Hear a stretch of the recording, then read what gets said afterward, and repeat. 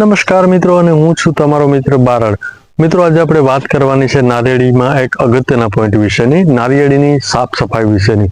સાફ સફાઈ નારિયેળીમાં ન કરીએ તો શું પ્રોબ્લેમ થાય છે, શું ઉત્પાદન ઉપર અસર પડે છે, શું એમાં વધારે રોગ આવે છે, અને રોગ આવે છે તો કેવા રોગ આવે છે, એના ચિહ્નો કેવા કેવા હોય છે, અને એનાથી આપણા ઉત્પાદન ઉપર કેવી અસરો પડે છે એના વિશે વાત કરવાની છે. તો મિત્રો, વિડીયોમાં કન્ટિન્યુ રહેજો, સ્કીપ કરીને નહીં જોતા તો તમને આખો વિડીયો નહીં સમજાય. અને મારી ચેનલ ઉપર તમે લોકો નવા હો તો ચેનલને સબસ્ક્રાઇબ કરજો, લાઇક કરજો, શેર કરજો, બેલ આઇકન ઓલ પર સેટ કરી દેજો, જેથી કરીને આવનારા તમામ વિડીયો તમારા સુધી વિના વિલંબે અને સચોટ માહિતીસભર પહોંચતા રહે. તો મિત્રો, આવો જોઈએ કે નારિયેળીમાં સાફ સફાઈની કેટલી મહત્તા રહેલી છે.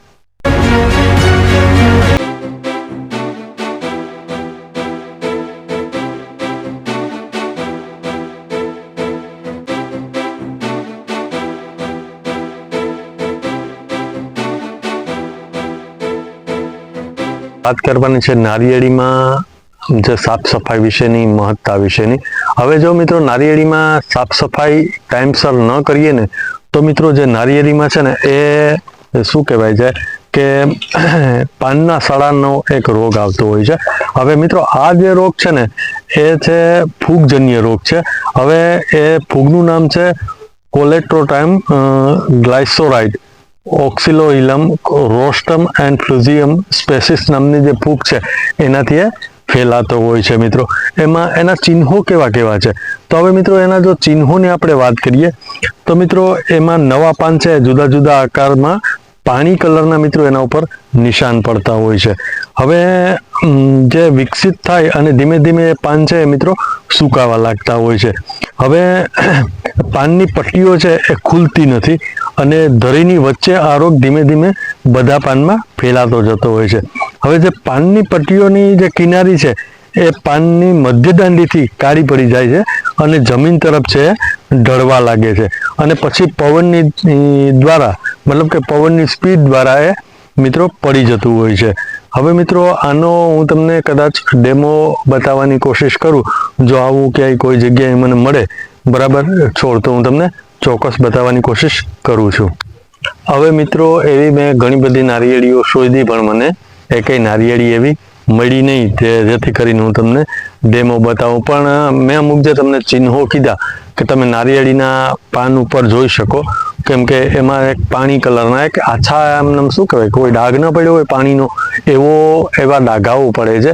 હવે એ ડાઘાઓ છે ને એમાંથી ધીમે ધીમે જે એ ફેલાતા જાય છે, અને જે ડાઘાવાળો ભાગ છે એ મિત્રો ધીમે ધીમે ધીમે સુકાતો જાય અને સડતો, મતલબ કે એકદમ સુકાય નહીં, એકદમ પાનની જે પટ્ટીઓ છે એકદમ પીળી પડતી જતી હોય છે અને આખરે સુકાઈ જતું હોય છે. એમ કરતે કરતે કરતે આખું એક શું કહેવાય કે એક તાલું આખું સુકાઈ જતું હોય છે. કદાચ જો આ એક કદાચ તાલું છે, એમાં તમને હું બતાવવાની કોશિશ કરીશ કે કદાચ આવી રીતના આ બન્યું હોય. હવે જુઓ મિત્રો, આ કઈ રીતનું શક્ય છે. હવે જુઓ, આ જે તાલું છે એ ઉપરની સાઈડનું તાલું છે. જો હું તમને એનો કદાચ વ્યૂ કરીને બતાવું, ઉપરનું તાલું છે, એની નીચેનું જે તાલું છે મિત્રો એ શું કહેવાય છે કે એ ક્લીન છે, એ કમ્પ્લીટ છે.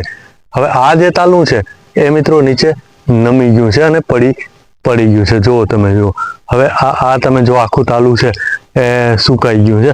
હવે એમાં જે પાનની ધરી વાળી આપણે જે વાત કરી એમાં તમે જુઓ, આ જે સળીઓ છે એ ટોટલ જો તમને તૂટેલી દેખાશે. કદાચ ઝૂમ આઉટ હશે તો તમને નહીં દેખાતું હોય, થોડું ઝૂમ આઉટ કરીને તમને બતાવવાની કોશિશ કરું. જુઓ મિત્રો, આ બધું જે છે એ તમે જોઈ શકો છો. જો આ બધી સળીઓ એકદમ શું કહેવાય છે કે પાન ત્યાંથી અલગ થઈ ગયું છે, અને આ જે પટ્ટું છે એ પણ ખરી ચૂક્યું છે. હવે મિત્રો, આ જે રોગ છે એ આપણે ઘણી વખત એવું માની લઈએ છીએ કે ભાઈ એ તો કુદરતી રીતે પાન સુકાતા હોય છે, પણ એ કુદરતી રીતે નથી સુકાતા હોતા. એ આ પાનના સડાના રોગના લીધે પણ એ સુકાઈ શકે છે મિત્રો. હવે મિત્રો, આમાં ઉત્પાદન ઉપર કઈ રીતે અસર પડતી હોય છે એ તો સ્વાભાવિક છે. તમે પણ જાણતા હોવ છો કે જે એના પાન છે એ ઝાડનું રસોડું છે. હવે જ્યાંથી એ જે હવામાંથી નાઇટ્રોજન અને જે કંઈ અમુક તત્વો જે લેવાના છે એ લઈ ન શકે, સૂર્યપ્રકાશ દ્વારા એ પ્રકાશ સંશ્લેષણની ક્રિયા ન કરી શકે, તો સ્વાભાવિકપણે છે એ સીધું એના ફ્લાવરિંગ ઉપર અસર પડવાની છે મિત્રો. એના લીધે આપણને ધીરે ધીરે છે એ પાક ઉત્પાદન ઉપર પણ અસર ખૂબ જ જણાતી હોય છે. તો મિત્રો હવે આના ઉપાય માટે શું કરવાનું? એક તો કે જે બધા પાન છે એ બધાને ખેરી નાખવા જોઈએ, અને જે કંઈ ચોમાસા દરમિયાન છે કે મતલબ કે ચોમાસા પહેલાં એ આપણે નારિયેળીને ભલે 1 રૂપિયો ઓછો ભાવ આવે તો પણ નારિયેળીની સાફ સફાઈ કમ્પ્લીટલી કરાવી નાખવી જરૂરી છે. અને હું તો એ વસ્તુને માનું છું કે હર વખતે જ્યારે પણ આપણા નારિયેળ કપાય ત્યારે આપણા નારિયેળવાળાને સાથે રહીને એને કહેવાનું કે ભાઈ તું નારિયેળીની પહેલાં વ્યવસ્થિત રીતે સફાઈ કરી નાખ. અને જો એ સફાઈ નહીં કરે તો મિત્રો આ પ્રોબ્લેમ ઘણી વખત સર્જાવાના ચાન્સીસ વધી જતા હોય છે. હવે મિત્રો એની સાર સંભાળમાં આપણે બીજું કશું નથી કરવાનું. એક તો આ જે બધા પાનો છે એ બધાને ક્લિયર કરી નાખવાના છે, અને સાથે સાથે મિત્રો એમાં જે કંઈ બોળો મિશ્રણ આવે છે અને જે તાંબાયુક્ત જે કંઈ દવાઓ આવે છે મિત્રો, એ બધી એને હું મિશ્રણ કરી અને છંટકાવ કરવાનો હોય છે મિત્રો.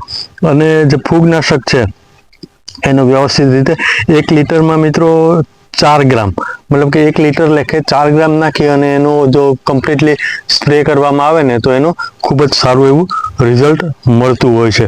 હવે નારિયેળીમાં જે છે ને વધારાના પાન ને બધું કાઢી નાખવાનું, અને બાકી તો મિત્રો બીજું કશું આમાં વધારાનું કરવાનું જરૂર રહેતી નથી. અને કદાચ તાંબાયુક્ત દવાઓ ન મળે તો મિત્રો તમે મેન્કોજેબ જે 75% પાવડર છે એ 4 ગ્રામ 1 લીટરમાં નાખી અને તમે એનો સ્પ્રે કરી શકો છો.